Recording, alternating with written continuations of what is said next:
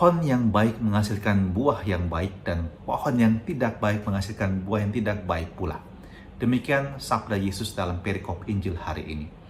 Dan kalau kita mendengarkan apa yang dikatakan Yesus, ini semua begitu jelas dan dapat kita pahami secara langsung.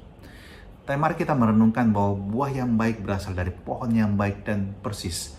Pohon yang bisa menghasilkan buah yang baik ini tidak muncul dalam sekejap mata.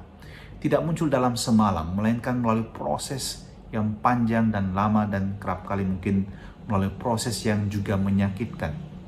Anda bisa bayangkan pohon tumbuh dari sangat kecil, kemudian mulai menjulang tinggi dan mulai memiliki dahan yang lebar, tapi juga harus melalui pruning, harus dibersihkan dahannya, harus dipupuki. Demikian hidup kita juga adalah sebuah proses seperti itu. Seringkali kita harus belajar banyak. Kita tidak bisa menggantungkan semua tanggung jawab pada orang tua kita sebagai pohon kehidupan kita. Dan kita katakan kalau hidup kita gagal, ini karena kalian semua. Tidak bisa. Pilihan menjadi baik dalam kehidupan atau sebaliknya adalah merupakan keputusan Anda setiap saat untuk bertumbuh. Jangan melemparkan tanggung jawab kepada orang lain. No, Anda salah.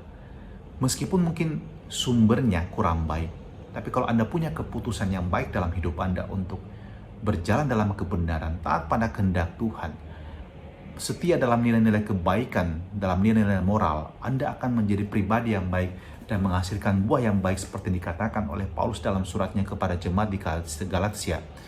Buah roh adalah kasih, sukacita, damai sejahtera, pengendalian diri, tentu juga kesetiaan, dan hal-hal yang sangat positif yang bisa kita petik dari iman kita kepada Tuhan.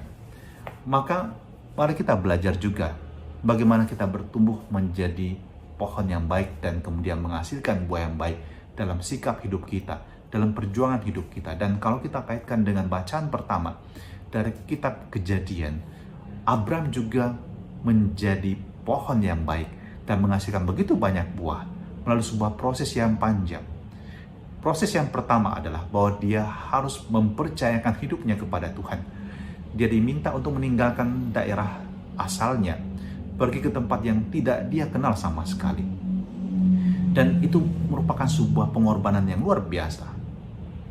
Dan kemudian mendapatkan janji akan keturunan, sesuatu yang sulit dipahami di usia 75 tahun. Dan istrinya dikatakan sudah mati pucuk si Sarah itu.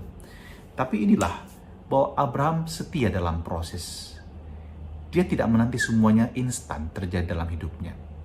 Tapi dia mengikuti proses tersebut. Dan kekuatan di dalam proses ini adalah harapan dan imannya. Maka bagi kita semua, kalau hari ini hidup kita belum menampakkan buah yang baik, sabarlah. Ikutlah proses. Tetapi tetap tinggal pada pokok kehidupan, kepada Allah. Dan membiarkan Allah menuntun hidup kita. Dan mengikuti semua proses yang kadang juga tidak mudah, kadang-kadang tidak jelas sama sekali ini mau kemana. Tapi somehow kita belajar seperti Abram percaya kepada kebaikan dan cinta Tuhan. Dan memandang langit, melihat janji Allah, bintang yang begitu banyak. Dan seperti itu juga rahmat Allah yang dicurahkan dalam hidup kita. Bapa dalam surga, kami tahu bahwa hidup kami kadang-kadang tidak berjalan dengan mulus, tidak semuanya mudah. Kadang-kadang kami mengalami juga banyak situasi yang sulit dalam hidup ini. Namun kami ingin menyerahkan diri kami sepenuhnya kepadamu.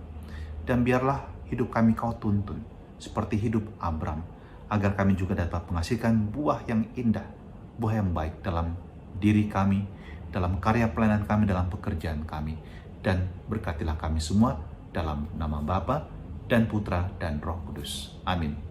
Semangat dan salam sehat, Tuhan memberkati kita semua.